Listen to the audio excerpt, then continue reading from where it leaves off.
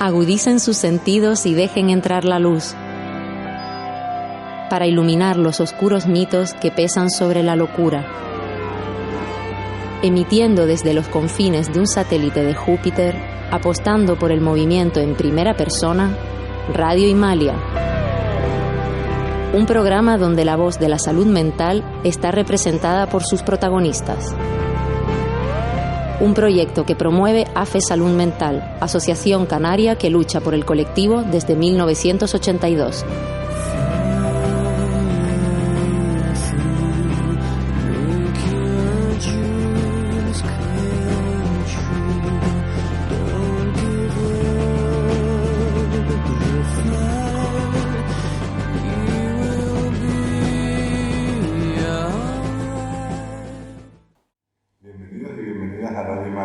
El satélite de las ondas, donde la salud mental se habla en primera persona.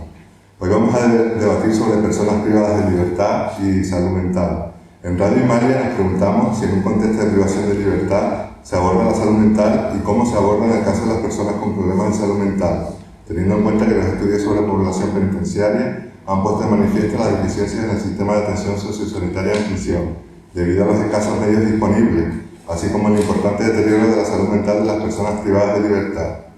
Señalan que 8 de cada 10 personas privadas de libertad ha sufrido a lo largo de su vida un problema de salud mental.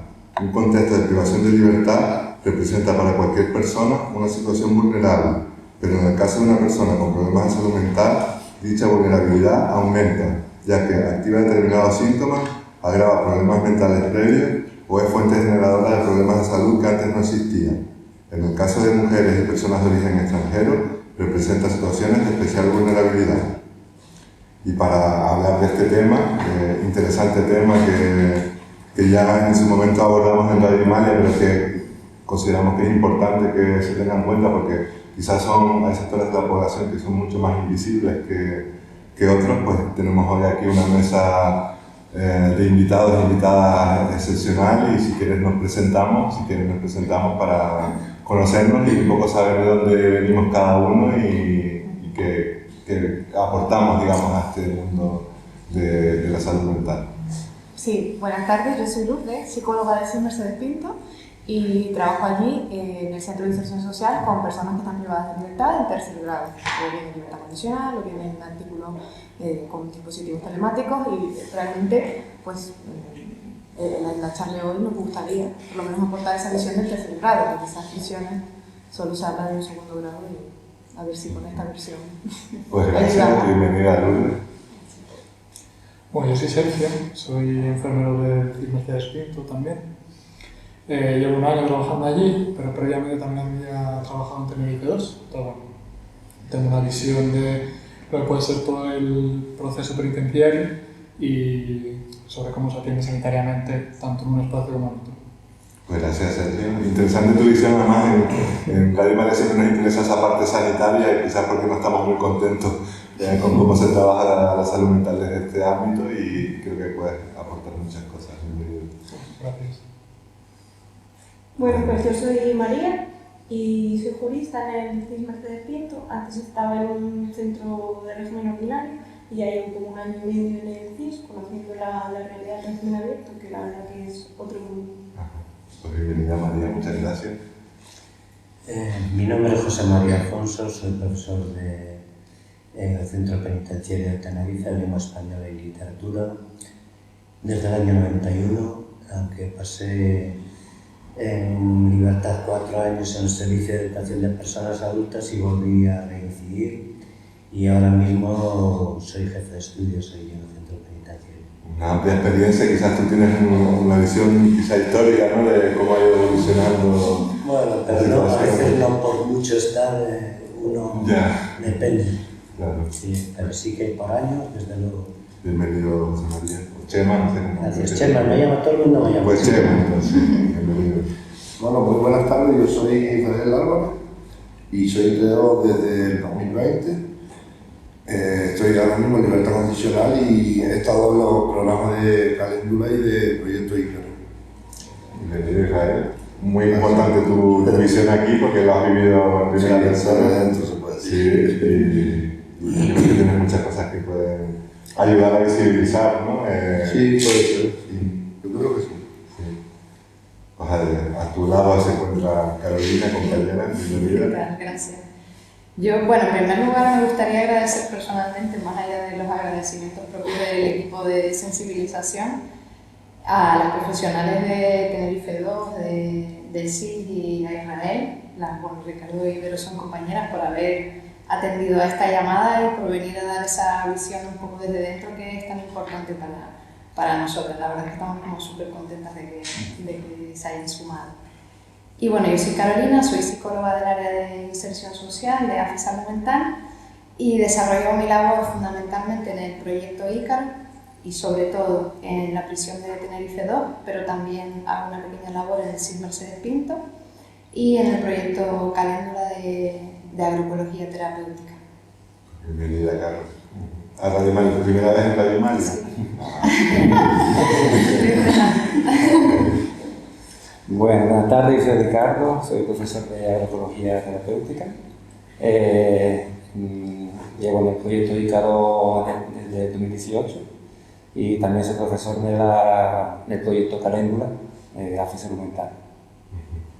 Importante también ahí, al final, ¿no? Cómo se va mezclando unas cuestiones con otras y cómo algunas cuestiones pueden ayudar al final casi que de manera vanguardista, ¿no? a una población que lo necesita, ¿no? y que no por estar en un sector de la población que está discriminado y tal, no debe de perder el derecho, ¿no? a ejercer pues una formación tan bonita como la agroecología. Sí, por supuesto, y con todos los beneficios que aporta. Sí, y habla de memoria. Sí. Verónica. Buenas tardes a todos, yo soy Verónica, soy animadora sociocultural del programa de vivienda supervisada de AFE y además pues voluntaria de agroecología en el proyecto Ícaro. Desde el principio se puede decir que ya llevo unos añitos y eso es una experiencia muy bonita. Pues bueno, ha salido repetidas veces el proyecto Ícaro, el proyecto Caléndula. Carolina, ¿nos puedes contar en qué consiste el proyecto Ícaro y también luego hablaremos de qué supone para personas como Verónica o Ricardo participar en este proyecto? Pues por poner así un poco de contexto, pues el proyecto surge en el año 2015, un poco por una parte por esa conciencia por parte de la entidad de la extrema vulnerabilidad que pueden sufrir las personas con problemas de salud mental, sea trastorno mental grave o otros problemas de otra índole al ser judicializados, y por otra parte al asumir un compromiso para dar una respuesta, ¿no? a un vacío que hay por parte de las instituciones muchas veces para cubrir estas necesidades de esta población, ¿no? Entonces desarrollamos nuestra labor efectivamente en el centro penitenciario de Tenerife 2, que es un régimen ordinario donde la persona está cumpliendo una medida privativa de libertad, y también en el CIS Mercedes Pinto. Un poco la filosofía del proyecto es poder dar un apoyo, una asistencia continuada en todo el recorrido que tiene la persona desde que ingresa al centro penitenciario hasta su puesta en libertad y hasta después de su puesta en libertad, por las diferentes carencias que son múltiples y las compañeras del CIS lo sabrán perfectamente, en todos los niveles, ¿no? Un poco ser de acompañantes en todo ese recorrido. Dentro del centro penitenciario Tenerife 2 tenemos un taller grupal que es semanal, en el que se abordan diversos temas relacionados con la salud mental. Lo estamos llamando taller de promoción de la salud mental, y tanto implementamos programas de entrenamiento en diferentes cuestiones. Este año hicimos uno en concreto sobre convención social, pero puede ser sobre habilidades sociales, sobre diferentes cuestiones que podemos ir detectando, hasta a veces son tipo GAM, tipo grupos de ayuda mutua, aunque las personas exponen, ¿no? Pues sus problemáticas o lo que sea, y simplemente nos escuchamos, hasta cuestiones más de ocio, es decir, vamos un poco mezclando los contenidos. Luego tenemos el taller de agroecología terapéutica, que es súper importante porque las personas lo valoran muchísimo, que está enviado por Ricardo y las personas voluntarias. También los viernes tenemos personas voluntarias y también hacemos sesiones de atención psicosocial, digamos, individualizada a las personas durante todo el año, que vamos recogiendo un poco las demandas y también vamos un poco preparando para las personas que vayan a tener su próxima salida en libertad o una progresión a tercer grado, pues las múltiples cosas que haya que preparar, o pues las personas que tienen condenas muy largas, pues un poco va más dirigido hacia el afrontamiento de ese largo tiempo que tienen en prisión, ¿no? En el CIS Mercedes Pinto tenemos otra compañera que hoy no está presente, que se llama Rita y es trabajadora social, y ella está haciendo una labor más intensa ahí y es más individualizada en cuanto pues, a acompañamientos que puedan necesitar las personas en cuanto a trámites de diversa índole, acudir a la unidad de salud mental, tramitar el certificado de discapacidad, gestionar un recurso alojativo, es decir, intentamos cubrir un poco esas necesidades.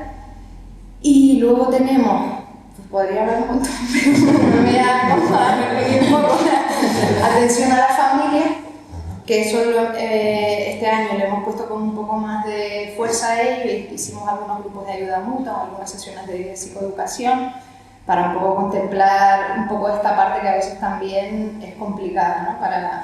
Para las familias que tienen que apoyar a los que tienen la suerte de tener familia, porque hay muchos que tampoco cuentan con ese apoyo, pues que las familias también puedan tener espacios en los que expresar pues, sus preocupaciones, se puedan apoyar mutuamente y etcétera. Eso más o menos es un resumen.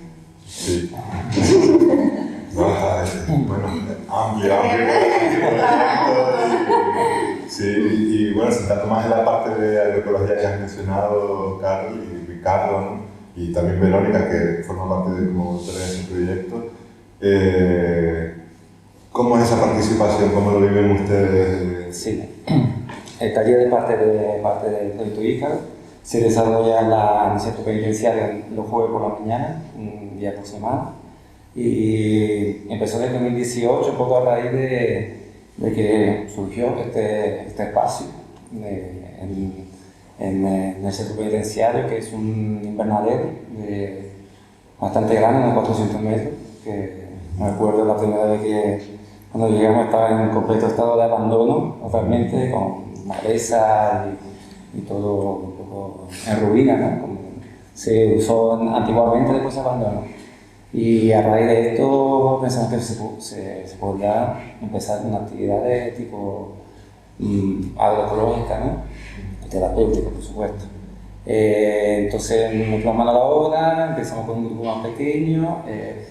Las personas que ya estaban yendo los viernes con Carolina, bueno, en aquella época no, pero en esta actividad de manera voluntaria empezaron a participar en el proyecto y poquito a poco estuvimos ahí limpiando, arreglando, montando riego, ya fue parte de lo que uno ve por el taller, ¿no? Se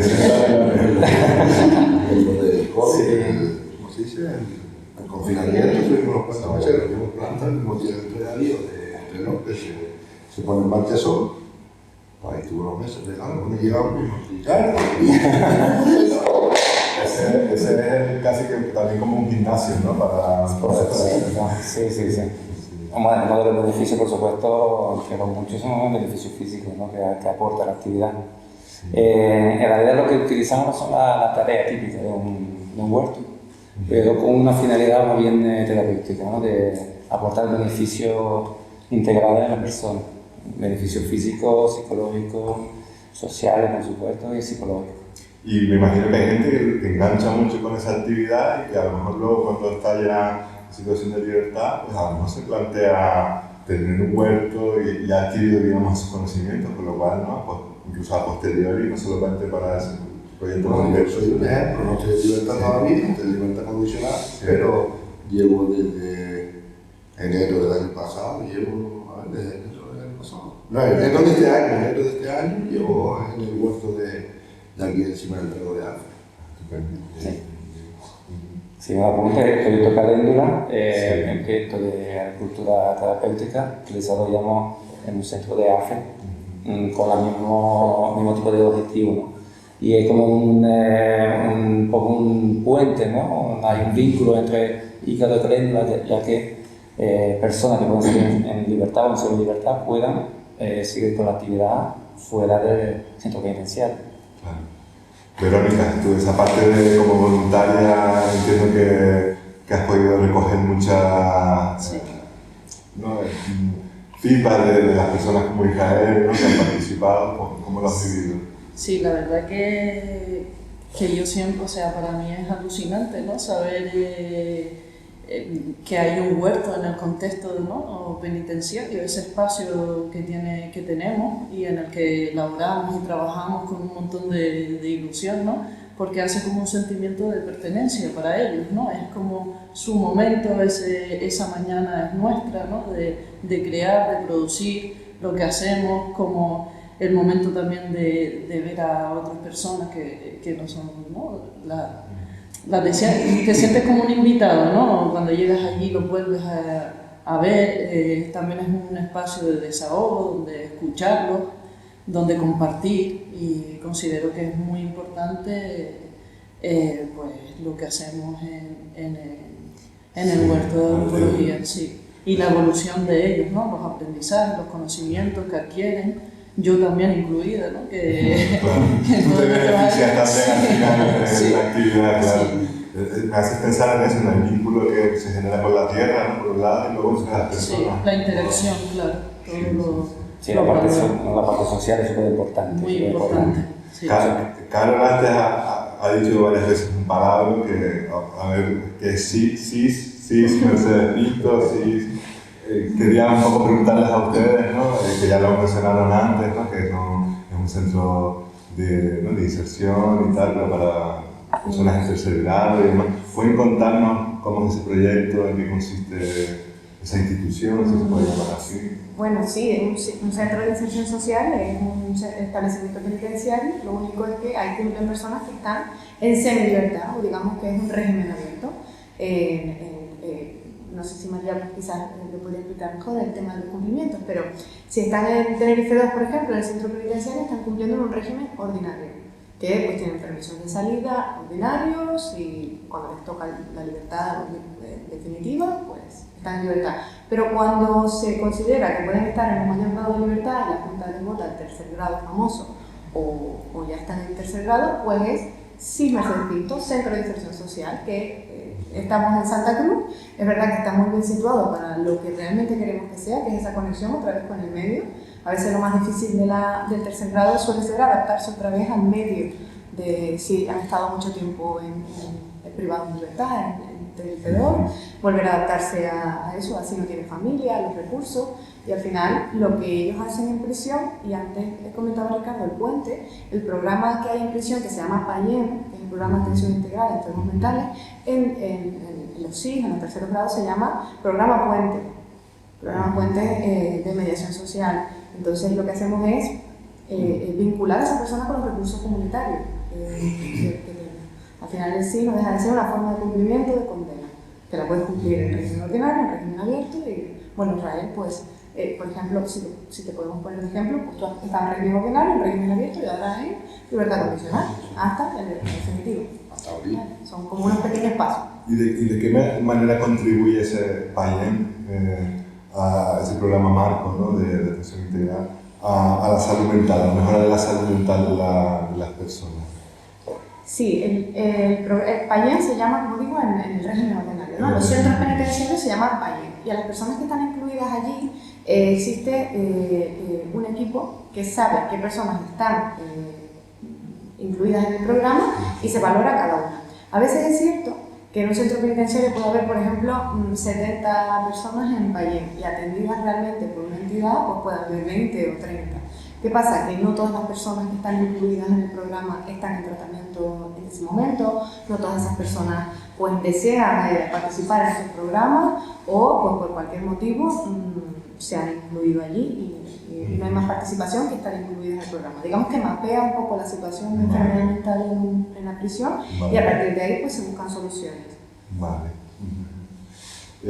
Un dato interesante que ha constatado el colectivo de prevención e incorporación de Andalucía, el CEPA de Andalucía, es que las personas privadas de libertad que menos atención directa reciben son las mujeres y las personas jóvenes. ¿Pasa lo mismo en Tenerife? Yo, bueno, por lo menos en nuestro caso, porque podemos hablar del Centro de Inserción Social, que es lo que conocemos, que es un centro de estructura mixto, o sea, que conviven por igual hombres y mujeres, no hay módulos separados, al final todas las actividades se ofertan por igual, tanto hombres como mujeres, creo que tenemos bastante participación femenina en todas las actividades que se ofertan, que se conectan con entidades de fuera. Bien. Yo sí me lo permito, puede ser mi crítico de aquí, no sé en particular, no, pero quizás sea como al sistema penitenciario en general, ¿no? Digamos, además, si partimos de la base de la situación ya de discriminación de la que partimos las mujeres en general en la sociedad, ¿no? En una sociedad patriarcal, la institución penitenciaria en sí misma es una institución muy masculinizada, ¿no? Entonces, si pensamos que en Tenerife 2 ahora, voy a decir datos un poco así al tuntún, pero bueno, tampoco creo que esté como muy lejos, hay unas 900 personas internas, de esas 900 a lo mejor, ponle 900 y pico, no sé si llega a 60 mujeres, no, pero es que yo iba a decir 30 y pico porque es lo que me comentan las mujeres, pero es decir, ya hay una inferioridad numérica muy grande, ¿no?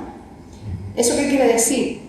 Que, por ejemplo, las mujeres no están clasificadas como los hombres, no hay diferentes posibilidades de estar en diferentes módulos, es decir, tengas la edad que tengas la situación que tengas el grado de peligrosidad, si quieres tenerlo en cuenta también, están todas juntas en el mismo módulo, ¿no?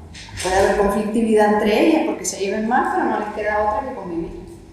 Y aquí tenemos un centro donde hay mujeres, pero yo creo que hay como unas cuantas comunidades autónomas en España en los que las instituciones penitenciarias no cuentan con espacios para mujeres, con lo cual cuando la mujer tiene que cumplir una sentencia tiene que desplazarse a otra comunidad autónoma, con lo que supone, ¿no? el desarraigo familiar, ¿no?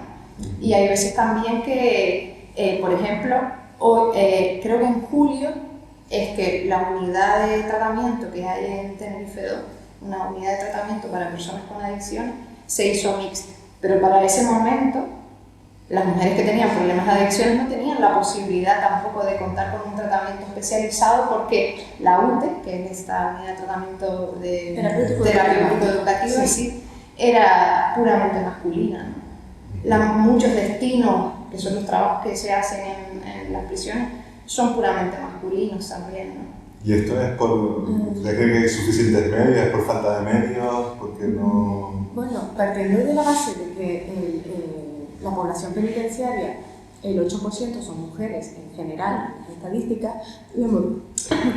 las mujeres delinquen menos que los hombres, y es verdad que están infrarrepresentadas en prisión, cosa que para mí es un dato relevante porque es verdad que delinquen menos y eso está bien desde mi punto de vista.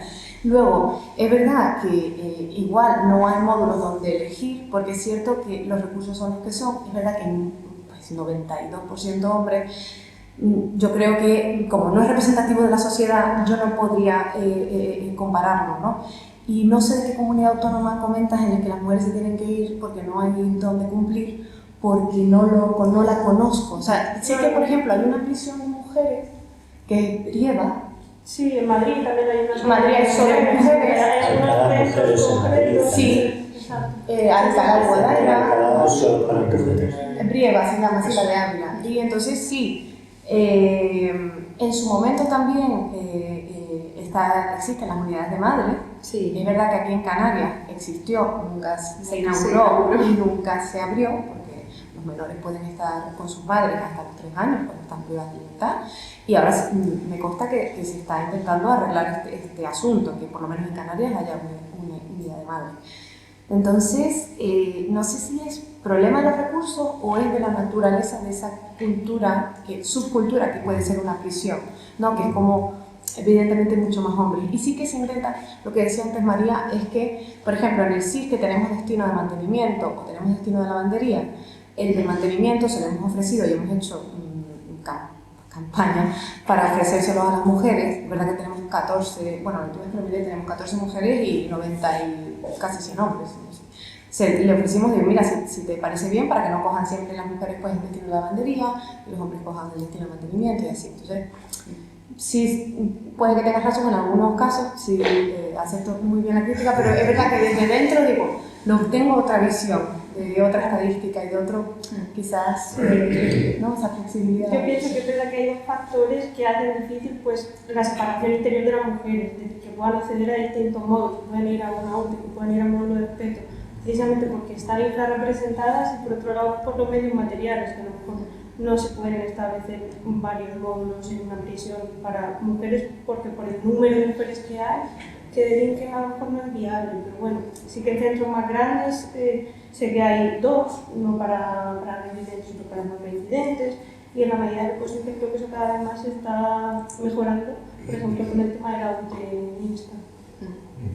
Al final, a mí me hace reflexionar un poco los datos que ofrecen ustedes por un lado, pero también lo que dice Carolina, en el sentido de que en salud mental pasa muchas veces lo mismo, como no hay muchas personas con problemas de salud mental graves, pues entonces nos vamos quedando siempre detrás y ¿no? con esa discriminación, digamos, porque claro, como son menos, entonces menos recursos, entonces menos, y la salud mental dentro de la discapacidad siempre está ahí la última, porque claro...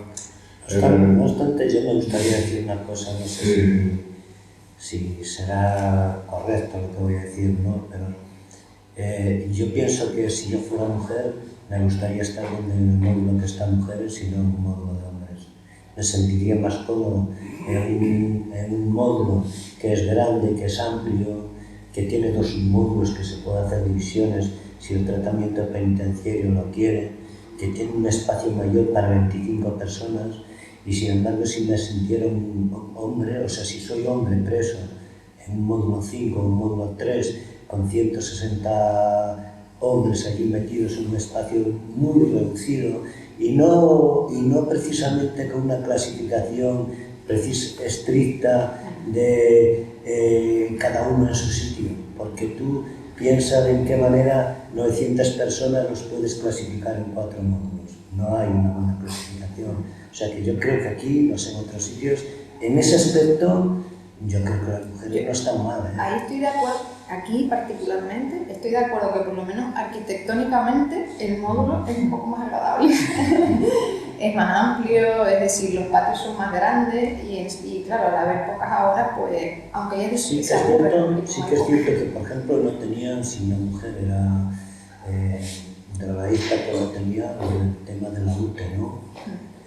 Ahora precisamente se está en ese trabajo que yo creo que muchas veces por una cuestión de digamos, política correcta, se hacen pasos muy adelantados cuando no está un estudio bien claro hecho que pueda llegar a ser más beneficioso que contraproducente, porque no sé hasta qué punto el mezclar hombres y mujeres en la UTE pues puede llegar, no lo sé, lo digo desde ese punto de vista.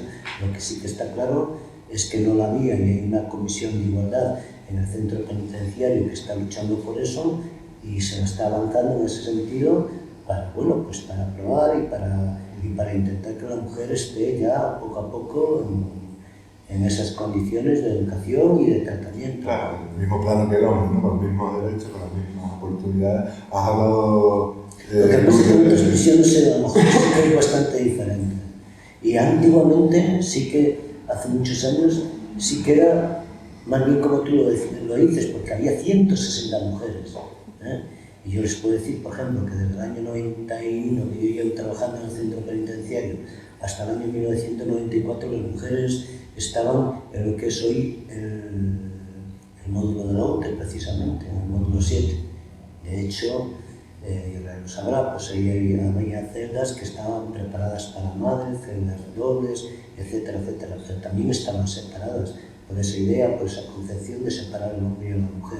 Hay centros penitenciarios pues, que los mezclan, pero vuelvo a repetir, porque hay un trabajo previo y el hombre y la mujer están ya, se sabe que el tratamiento que se les va a dar es beneficioso, porque no simplemente es llegar y hacer las cosas, ¿no? Bueno, por la realidad y por los problemas que en aquellos momentos supuso la población penitenciaria, se tuvieron que hacer en una prisión que no había, estaba hecha para 500, 600 personas, y llegó a haber 1.300 o 1.400. Entonces se tuvieron que hacer literas. Y entonces se fue muchas veces parcheando, pero siempre por una realidad que nos encontramos. Lo ideal sería tener centros utópicos de tratamiento y bueno, pues eso, espacios con huertos escolares. ¿Quién dice que en una prisión hay un huerto escolar y que se puede trabajar? Salón de actos, que es un espacio de libertad, carnet de conducir, terreno. Lo importante es que los profesionales que trabajemos allí le demos vida a esas cuestiones, sea para hombres y para mujeres.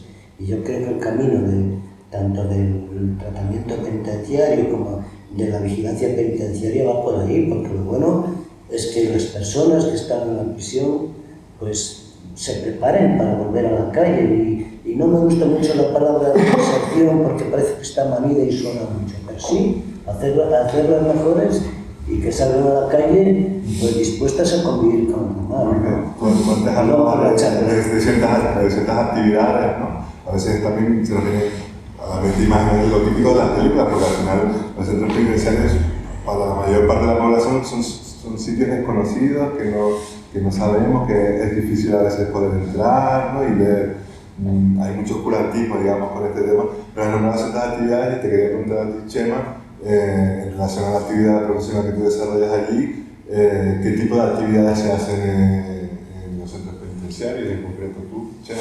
Mira, lo primero, y Real está aquí, me va a decir la razón, a la mayoría de las personas que están privadas de libertad les gusta ir a la escuela. No. Vale. No. ¿Por qué? Pues por muchos motivos. Puede te dar la tabaca. Primer motivo. Venga, porque lo diga Israel, ¿por qué no? A mí no, yo sí, el último curso lo fui un poco, pero lo saqué también. Pero es que al principio pide salir a clase. O bueno, te lo ponen algunos módulos. Y sale y bien, te lo pasas bien los primeros días, la novedad y tal. Pero ya cuando lleva 7 o 8 meses, yendo y dice, coño, Chema, vamos a hacer un poco más de ahí. A cualquier estudiante de la calle que pregunte si le gusta ir al colegio, te va a decir que no. No, pero tiene sus cosas buenas. Pero con un matiz importante, que en la calle pues hay gente que ve la necesidad y además tiene éxito, con lo cual va adelante y sigue y ve resultados. La mayoría de las personas que están en la prisión son fracasados escolares, la mayoría, o sea, en la escuela han sido nefastos y no han tenido nunca éxito. Y otra vez una vuelta a esa escuela tradicional. Eso es lo que tenemos que romper y lo que estamos intentando hacer los profesores desde hace mucho tiempo. ¿Vale? El fracaso es el modelo, no la persona. Perdón que me interrumpa, yo por lo menos puedo decir que tercero y cuarto de la ESO, o sea, lo que es la ESO, la tengo y me la saqué los dos cursos de arriba. Eso es lo fueron buenos profesores. Eso es lo que hay que conseguir, que la gente que no quiere ir, que está desmotivada, pues logre un título que le va a suponer pues, más posibilidades en la calle. Hace unos días nos llamaba, voy a decir su apellido, seguro que no le importa, Medina, que está en el CIS también, y nos llamaba por teléfono otro interno que está arriba trabajando conmigo y nos decía, dale las gracias a Chema, cualquier profesor, porque me saqué la ESO, me saqué el bachillerato y gracias a eso estoy teniendo trabajo y está saliendo a trabajar en eso, ¿vale? Pero eso, la mayoría de las personas reclusas tampoco se dan cuenta de eso. Ahí es donde tenemos que llegar nosotros. ¿Y cómo llegamos a eso? No a través de una educación tradicional, no tenemos internet, no tenemos herramientas, digamos, como hay en la calle, y tú a través de una tiza y una pizarra y una libreta no puedes conseguir que a alguien le guste la escuela, ¿no? Y entonces ahí entran toda la cantidad enorme de actividades que hacemos, que intentamos que hacer, a veces nos sobrepasa, ¿no? Y son la radio como herramienta educativa, les encanta ir a la radio como al huerto escolar. Yo lo veo y me lo dicen. Y cuando a una persona le gusta algo, lo notas y va, y acude y continúa hasta el final, ¿vale? Como es el taller de narrativa, mañana vamos al Festival Internacional de Cuentos de los Higos con 11 internos y una interna, y allí van a leer sus historias creadas por ellos y que narran sus experiencias, sus sentimientos increíbles. Hicimos el lunes un acto en el Salón de Actos para un proyecto europeo Erasmus en el cual había 18 profesionales de centros penitenciarios de Europa y se marcharon encantados. Club de lectura, salimos hace poquito en el programa de televisión española de la 2 de Un país para leerlo. Bueno, no sé si se me escapan cosas, pero a través de esas actividades, a través de esas herramientas, es de la manera que luego podemos llegar al otro, que es lo que es importante y que lo tengan también para ellos y les sirva para estar en la calle. Método, perfil del profesor y... Sí. Estamos hablando precisamente de retos, ¿no? Que las personas, al final todas necesitamos tener ilusión y retos en la vida. ¿Qué sucede con el trabajo con las personas privadas de libertad cuando ya salen de prisión, cuando ya no tienen ese acceso, digamos, a Radio Válida, en el caso de la radio, a la información desde dentro y están ya afuera? ¿Cómo se trabaja desde ahí? Déjame terminar una cosita solo, que se me olvidó, que creo que es la más importante de todo, ¿vale? Y de verdad que no hago mucho más, a mí me encanta, vengo de un programa de radio que hemos tenido esta mañana, entrevistando a la jurista del centro y entonces ya, no es que me embalo, no paro. Hay una cosa muy importante, y si miento no lo sé, pero lo más importante de todo son los valores que podemos transmitir a las personas que están privadas de libertad. La empatía con ellos, el acercamiento, el sentirse querido, y yo me siento muy querido por la mayoría de los internos que están en la prisión. Sí. De verdad. ¿Qué retos se te han presentado, Israel, cuando ya ahora que estás en ese régimen de libertad condicional? Bueno, el reto, la verdad, un reto, hombre, si me presenta el reto, o sea, vamos a ver, yo salí y uno de los días pues fui a Candelaria, ¿no? Y te cuento que lo y yo pasaba por ahí y decía, ay, mi madre, este coche abierto, ay, mi madre, y no sé qué, y yo decía, bueno, es imposible que a mí me esté pasando eso. Y decía, pero no puedo hacerlo, porque yo voy a caer otra vez en lo mismo. Entonces, claro, te inculcan arriba valores, desde que entras, sí, primero te sientes vulnerable y la caja cigarro que tienes pues se te va a gastar en 4 horas o en 3, porque se te va a ir el primer día en repartir a todos los que te vienen a preguntar si eres nuevo. Y retos así, pues reto, que te puedo decir, un reto sería ir a hacer los servicios a la comunidad de Barranco desde Barranco Grande. Es un reto. Hombre, yo para mí, bueno, yo no sé si lo saben todos, pero yo soy enfermo de psiquiatría, de psiquiatra y eso, tengo esquizofrenia. Y lo llevo muy bien mi enfermedad. No solo como lo dicen, sino que yo siento que yo pues, me siento capaz para muchas cosas. Entonces el reto todos los días, pues, pasar el día. Carolina. Bueno, a mí me gustaría decir que, bueno, aparte que Israel es un tío estupendo, él cuenta con la gran suerte de tener también una mujer estupenda, sí, bueno, un apoyo estupendo por parte de... Claro, porque eso es una cuestión fundamental y además es lo que marca la diferencia, que la persona cuente con apoyo social, del tipo que sea, suele ser familiar, la madre o la madre y el padre, hermanos o lo que sea. El gran problema viene cuando las personas están desprovistas absolutamente de apoyo, ¿no? Y habido de situaciones de exclusión, de sinhogarismo, de consumo, de no sé, mil cuestiones. Todos los que salen de la cárcel no salen con una casa donde vivir, un apoyo familiar de un padre, una madre, la novia, un hermano, quien sea. Entonces también conocemos mucho que hay gente que sale de la luz y no tiene donde quedarse, sí, cobra la pensión y no cobra la carcelación, que te tarda un mes y medio o 2 meses en llegar. ¿Qué haces cuando eso? ¿Qué haces? Pues ir a afeitarte aquí al frente del comercial Toledo, a la Cruz Roja, ir a Verde, preguntar. Sin embargo, AFE pues, algunas veces nos facilita a ciertas personas que... Ahí el reto está quizás nosotros en la sociedad, ¿no? El reto está en la sociedad de que cómo podemos ¿cómo damos respuesta a esas personas? Porque además, o sea, también lo puedes mirar a la inversa, digamos, ¿no? Es decir, todos esos factores, seguramente, cómo le hemos fallado nosotros como sociedad a esas personas, también ha contribuido a que esa persona acabe judicializada, ¿no? También teniendo en cuenta de que estamos hablando con personas que con un trastorno mental importante, ¿no? O con dificultades en ese sentido. Yo ahí creo que sin duda también las compañeras del SIG tienen que aportar, ¿no? Porque ellas son las que hacen el trabajo. Nosotros siempre hablamos en femenino, no sé, ¿vale?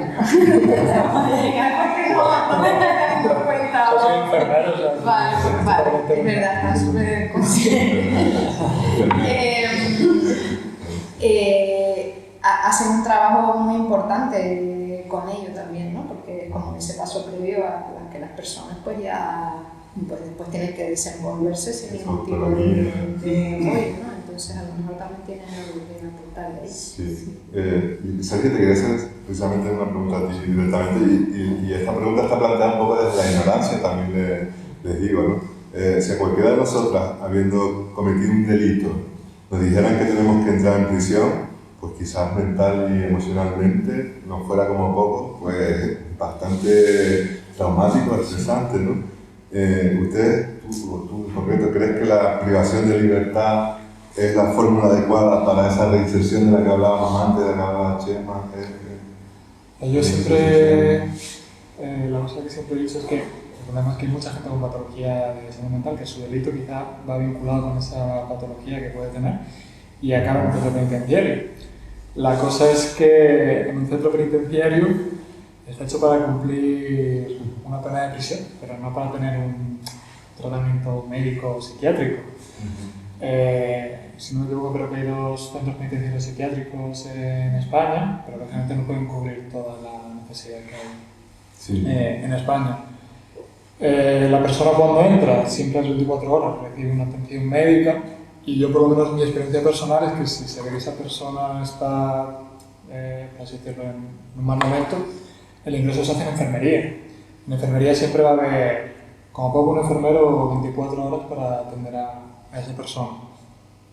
Y yo siempre pongo el ejemplo comparándolo, aunque no sea salud mental, con una patología crónica, como puede ser el VIH o la hepatitis C, que a lo mejor esa persona está fuera y no sigue el tratamiento, porque no hay nadie que esté encima de esa persona para que se lo tome. Sin en cambio, en prisión nos aseguramos que esta persona tome su tratamiento, pues con la patología de salud mental exactamente lo mismo. No es lo ideal el ambiente en el que se encuentra, pero al menos esa persona nos aseguramos que esté siguiendo el tratamiento.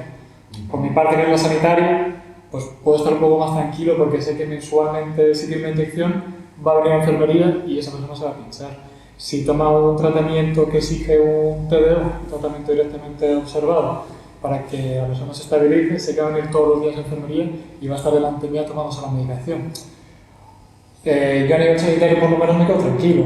¿Que es el medio adecuado y ideal? Pues está claro que no. Pero por lo menos sé que esa persona va a estar estable en cuanto a la medicación. Claro, yo me planteo eso, a mí me dicen, no, voy a estar encerrado en un sitio. Es que mi salud mental ahí ya se va a poner... estamos atentando, digamos, contra un derecho que es la salud. ¿Ustedes el resto que...?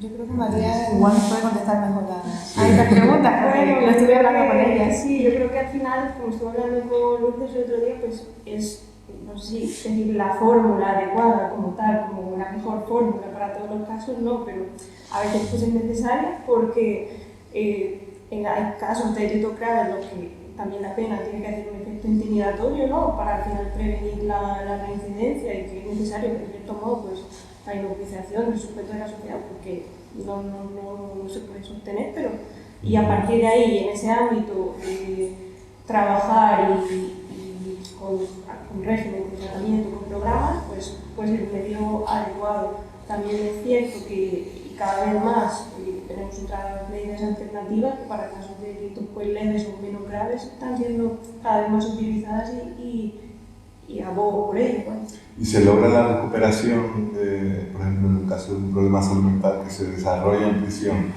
¿Se puede llegar a recuperar a la persona dentro del entorno penitenciario? Yo creo que, como decía Sergio, lo que sí que se consigue es que haya una muy buena adherencia al tratamiento, ¿no? Porque al final está muy controlado, a lo mejor en la calle pues, no acudían a sus citas médicas o con el psiquiatra, a partir de que esta decisión se le pauta una medicación, incluso en algunos casos que he visto en el CIS ha llegado al diagnóstico propio cuando esa persona entró en prisión, porque previamente no lo tenía. Y luego en el centro de inserción social intentamos darle pautas para que siga con esa línea. O sea, yo creo que Israel puede hablar con ello, porque yo como enfermo, pues sí, iba una vez al mes, iba a enfermería a pincharme, una de las veces que tenía un juego, 2 o 3 tuvimos relación ahí en lo que es conocer. Y después, lunes, miércoles y viernes, pues me daban unas pastillas que son para el partido, pero bien. Ahora lo que pasa es que, claro, allá arriba, pues hay un problema que es que a la gente le gusta mucho la pastilla. Entonces, pues las cambian por cada ciudad, pero ya no me las estoy tomando. A los 2 o 3 días lo ves con el problema que le quitaba la aspirina o la medicación. Se lo dice, se lo llevan a la enfermería, a veces se quedan ingresados en la enfermería y otras veces pues no lo notan, no saben que no se está tomando la pastilla o que se toma alguna y otra no. O se la toman todas juntas también, que ha pasado, y así. Es muy importante lo que sí, el control, mayor control, que es difícil también, me imagino, llegar a hacerlo, pero está claro que si se siguieran las pautas médicas es beneficioso. Yo no entiendo mucho de eso y no me voy a meter, pero desde el punto de vista educativo he visto como una persona el curso pasado estaba en protocolo de suicidio, intenté llevarlo a la escuela durante mucho tiempo y nada intentando suicidarse nada poco. Es el curso pasado y sin embargo este año está asistiendo a la escuela. Está asistiendo a la escuela porque hubo una recuperación a partir de la medicación y ahora nos toca a los demás profesionales hacer el siguiente trabajo, ¿no? A los profesores, a ustedes, a que llevan huerto, a todos, ¿no? Y ya seguir hacia adelante, ¿no? Yo veo, por un lado, por ejemplo, o sea, toda la parte de, digamos, como de régimen abierto donde ustedes trabajan, lo veo como un modelo que lo vería adecuado al final para todas las personas, ¿no? Por eso es mi planteamiento de la privación de libertad, si es un modelo, digamos, efectivo, o si existen en otros países, si conocen de otras formas de penar a los delitos, ¿no? de las personas. Claro, sí. Yo te voy a decir una cosa, cuando entré en prisión yo la primera vez, al poco tiempo salió una cárcel de ahí arriba, de Finlandia o no sé dónde era, Suecia o algo de eso, que dice que los presos tenían, bueno, salían las fotos en el periódico, los tenían con caballos, como en una praderita y tal. No se podía salir de un circo. De una isla era, me suena de algo así, no sé, pero algo así. Y los tenían sus caballitas ahí como el capitán, todas cosas así, con sus caballitos, sus animalitos y tal. Yo pienso que eso es una buena forma de formar a las personas o de reeducar, pero claro, eso es allá, porque aquí no. Hay que hacer muchas caballas. Sí. O sea, yo creo que el tino es hacer un modelo de respeto, ¿no? Porque ustedes van a poder hablar mejor, pero hay que cumplir unas normas que yo, por ejemplo, he tenido que he visto alguna alteración de conducta muy grave. No creo que a veces se cumplan las condiciones para poder estar en tercer grado. Primero, pues tener que pasar por un segundo grado o incluso por un primer grado, que esa persona se estabilice y luego ya pase a un tercer grado cuando pues, haya unas normas de conducta buenas que puedan cumplirlas. Sí, bueno, de hecho, cada vez más también se tiende a potenciar el tercer grado. De hecho, desde hace un par de años ya existe la posibilidad directamente de empezar a cumplir condena en el CIS sin pasar por el régimen ordinario. Creo que es muy importante el delito, ¿no? Claro. Claro. Es que hay delitos que ante la sociedad están muy mal vistos, ¿eh? Y claro, si esas personas van a un tercer grado directo, pues va a haber un rechazo social. Entonces hay que mirar, vamos, María sabrá mejor de eso, pero... Lo que hablaba antes, el efecto punitivo de la pena, que a veces es necesario, y luego el tipo de delito es que hay que cumplir ciertas normas y ciertos requisitos, como decía Sergio, para acceder a ese... Sí. Un poco por lo que hemos ido hablando, los casos de salud mental en prisión son muy frecuentes. Hay mucha población reclusa o privada de libertad con problemas de salud mental. Y luego, por contra, solo existen 2 hospitales que tú nombrabas antes, Sergio, especializados en psiquiátricos. Claro, hay mucha patología dual, ¿no? También asociado a un consumo de sustancias. El problema es que hay mucha población penitenciaria y creo que a veces a lo mejor falta algún recurso más para atender. Hay casos que se escapan. Los que más se ven son los más llamativos, y a lo mejor lo que decía, bueno, pues hay casos que a lo mejor no se toman la medicación, que como no saltan a la vista porque hay una conducta que nos extraña, pues no se puede hacer nada. ¿Cuál puede ser la solución? Pues la verdad que no tengo ni idea. A mí eso realmente, y más bien es una cuestión de observación, ¿no? También de lo que he podido estudiar sobre el tema. El tema de la detección es algo que me preocupa especialmente, ¿no? Porque, digamos, si el sistema judicial ¿no? tiene una serie de recursos para garantizar, ¿no? la seguridad jurídica, en fin, que las personas con trastorno mental grave pues tengan las mismas posibilidades que cualquier otra persona de tener una justicia justa, no sé cómo decirlo en términos apropiados, ¿no? Pero que ese proceso sea adecuado. Si esa persona no es detectada, pasa desapercibida para el sistema judicial, bien porque a lo mejor sean delitos leves y es un juicio rápido, ¿no? Y de repente la persona pues después se descubre que tenía un trastorno mental, entonces no se aplicaron las medidas necesarias para poder proteger a esa persona de una pena privativa de libertad, habiéndose a lo mejor podido aplicar otra medida a las personas. Yo creo que, bueno, aparte de la condena, de la pena privativa de libertad, existen otras condenas, como lo nombraba antes María, como las suspensiones, condicionadas a hacer trabajo en beneficio de la comunidad, o condicionadas a seguir un tratamiento médico psiquiátrico, que sería el programa Puente extendido, personas que no han entrado en prisión y se intenta que no entren, pues haciendo una serie de requisitos. Pero aparte, el cumplimiento en los hospitales psiquiátricos penitenciarios, como el de Sevilla y de Alicante, no están cumpliendo una pena privativa de libertad, están cumpliendo una medida de seguridad. Eso lo determina un juez.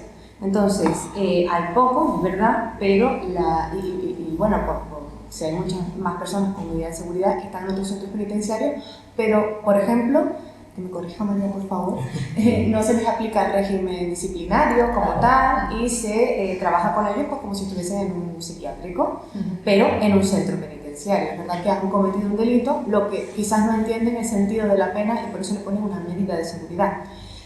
Yo sí que he visto muchos casos que llegan al CIF, por ejemplo, al tercer grado, en los que tienen una condena suspendida, vuelven a delinquir, tienen otra condena suspendida, vuelven a delinquir, tienen chorrocientas en el servicio de gestión de penas y medidas alternativas, han tenido varias oportunidades, no se les ha localizado, no los ha terminado, o por cualquier motivo, patología dual, por ejemplo, no han cumplido y tienen que entrar ya a prisión. Entonces, claro, sí que se han agotado ciertas cosas, pero como decías antes, si no hay un apoyo social, si no hay una persona que diga, oye, que esto es, no, o si, imagínate, pues no, ni siquiera tiene domicilio, evidentemente es muy complicado, pero... Y las hay personas así. Y las hay, muchas. Sí. Para mí algo también que yo nunca pierdo de vista y que es el perfil que, claro, por lo menos de las personas que hacen el proyecto Ícaro, es la cuestión de la clase social a la que pertenecen esas personas, ¿no? Es decir, estamos tratando con un grupo de personas habitualmente sin recursos, que ya vienen de entornos desfavorecidos, es decir, tienen una serie de dificultades añadidas tremendas, ¿no? Y si me lo permiten ahora voy a poner un ejemplo de algo que ha sucedido hace poco y que a mí me ha dejado un poquito así como, ¿no? De un juicio muy importante, ¿no? De una persona que la petición de la Fiscalía para su condena era enorme, ¿no? Un delito muy grave, que es una persona con un trastorno mental grave, incluida en el PAIEN, etc., que acude a juicio prácticamente conociendo a su abogado de oficio el día anterior del juicio, ¿no? Y entonces yo me quedo así con una cara como de póker diciendo, pero ¿cómo? O sea, ¿realmente las garantías de esta persona están aseguradas? Es decir, se ha valorado, yo es que no lo sé, no lo puedo decir, ¿no? Pero se me da que no. Si ha conocido a su abogado y le ha podido contar el relato de los hechos el día antes del juicio, para una petición tan grande que esa persona ya... No sé, son cuestiones como que yo voy viendo que me quedo un poco flipando, que a lo mejor personas con otro tipo de recursos económicos o que vengan de otro tipo de estratos sociales, pues no se verían abocadas a estas situaciones, ¿no? Como de desprotección absoluta. Y está prácticamente, pues ahí estaba ya todo dicho prácticamente, ¿no? Y así fue. Y son situaciones que yo veo y que no sé a quién iría esta queja. No, la digo porque si me la guardo me explota por dentro, ¿no? Pero claro que yo digo, bueno, pues algo hay que hacer aquí, ¿no? Se debe de poder garantizar que... Mira, antes hablaba Israel de la situación en la que salen muchas personas a la calle y que luego tardan en cobrar ese dinero 1 mes y medio. ¿Cómo viven? Yeah. Es que la gran discriminación que existe en la sociedad es detectar y atender a las personas que tienen necesidades económicas. Y ya desde pequeños, en la escuela, a los niños, las familias. ¿Cómo se corrige eso? Yo no lo sé, pero ahí es donde está el gran trabajo que hay que hacer. Al final, porque, claro, atendiendo a ese dato de que 8 de cada 10 personas que están en prisión han tenido algún problema de salud mental, podríamos llegar a pensar que hay una relación entre cometer delitos y tener problemas de salud mental, pero un poco lo que está comentando Cara al final es que son múltiples factores, múltiples situaciones que no ayudan a la reinserción, como también Chema, ¿no? que hay que abordar. Hay una cosa que no, porque estamos ya como terminando, que quisiera así tocar, es el tema de los psicofármacos y la sobreutilización, ¿no? De psicofármacos, si esto realmente se da. Tú seguramente, Sergio, lo sabes de primera mano, si hay mucha demanda por parte de la población de tomar psicofármacos, incluso a lo mejor de sobreutilizarlos como... Sí. O sea, yo también lo sabrá directamente que han estado en el patio, pues yo creo que es tanto dentro de prisión como fuera en la calle. Y bueno, yo creo que hubo un debate, no sé si era un año así, que fue en el Congreso, del tema de la salud mental y cómo estamos habituados a escuchar lorazepam, escuchar Valium, escuchar tranquimacin, pues todos en la sociedad sabemos un poco para lo que sirven y son medicaciones que crean una dependencia y crean una tolerancia. No se deberían usar así como así, pero tendemos a abusar de ellas. En el medio penitenciario también se tiende a abusar de ellas, pero también es cierto que yo creo que de un tiempo para acá se está tomando una política de reducción de esos psicofármacos, de intentar rebajarlos poco a poco. La agroecología ahí sería una herramienta interesante. Por ejemplo, claro, está el plan Reduces, por ejemplo, que es de concienciar también de los problemas que lleva la sobremedicación. Y bueno, yo por ejemplo di hace poco un curso en la Secretaría que hablaba sobre todo este tema y ponía un ejemplo de la cárcel de Granada, de Albolote, y sobre cómo los módulos conflictivos, había un médico allí que él intentaba reducir los psicofármacos. Y siempre se tiende a pensar que si la gente está muy sobremedicada, el módulo va a estar más tranquilo. Y era justo lo contrario. Eso es un estudio que también leímos de Buenos Aires, que se utilizaba los propios profesionales del centro penitenciario, utilizaban los psicofármacos para mantener para tener a la gente más tranquila. Y eso es lo contrario, al final genera más conflicto, precisamente lo que ha dicho Israel. O sea, hay un trapicheo de pastillas, uno toma medicación, otro se toma demasiadas, y rebajando esos psicofármacos, el módulo, que además son los conflictivos de allí, se había demostrado que está mucho más tranquilo, mucho más estable. Y sí. Lo cito al principio, a lo mejor decían al médico, esto eres un cabrón porque estás quitando la medicación, y pues el médico nos enseñaba en cartas de los propios internos diciendo muchísimas gracias por haberme quitado la medicación porque gracias a esto pues, he conseguido estar mucho más estable, he conseguido salir adelante. Entonces bueno, hay que usarla porque tampoco podemos pensar que no se pueden usar, hay que usarlos, por ejemplo, para los signos de abstinencia son súper importantes para conseguir personas estables, pero no vamos a ver, la gente no puede tener 4, 5, 6 psicofármacos, 1, 2 con mucho, pero no más. Para ir finalizando, algo que se les quede en el tintero que quieran decir, tenemos apuntado aquí si quieren hacer una recomendación literaria cinematográfica, viendo que también a veces pues, las películas nos confunden un poco en este ámbito de la prisión y de los centros penitenciarios y tal, algo que quieran añadir. Bueno, yo quisiera añadir algo. Yo como preso, como con la todo el tiempo que he pasado allá arriba y tal, pues simplemente darle la enhorabuena, la felicitación a todas aquellas personas que no solo me han ayudado ya tanto sea a estudiar, como algún caso que tenga por ahí pendiente que tengo que pagar todavía, como hacer una analítica, y bueno, también a Vero y a Ricardo y a Carlos, claro, que todavía estoy con ellos. ¿Tú te sientes agradecido realmente? Yo me siento por agradecido. haber pasado por esa experiencia. La gente, el otro día estaba hablando con otro preso y yo, pues ayer tampoco lo pasamos tan mal.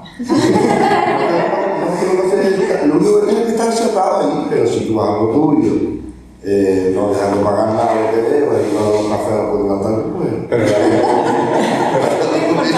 Pero la libertad es lo más fuerte que hay, pero claro, todo pues.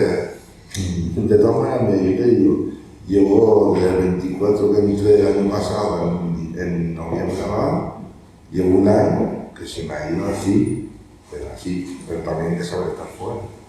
Eso es lo primordial. Y eso, agradecimiento. ¿Alguna cosa más? Yo hice la tarea de las recomendaciones.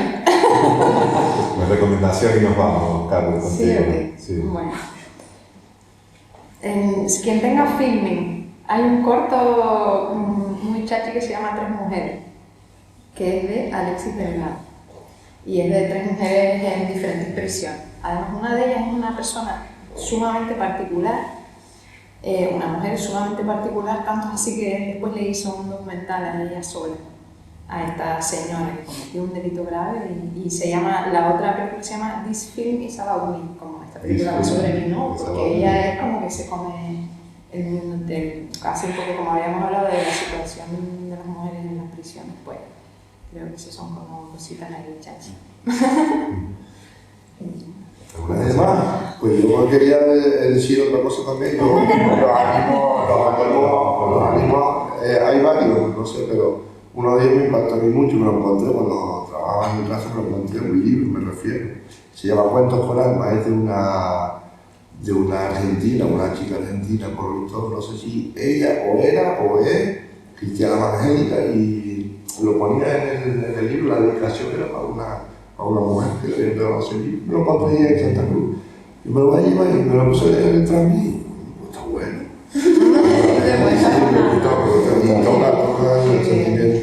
Yo añadir también de parte de los compañeros individual, que muchísimas gracias por contar con nosotros, para invitarnos a hablar aquí desde nuestra perspectiva. A veces paradójicamente parece que bueno, que prisión y que el tercer grado a veces se les hace complicado, porque justo lo que acaba de decir Israel de pues arriba no estaba tan mal.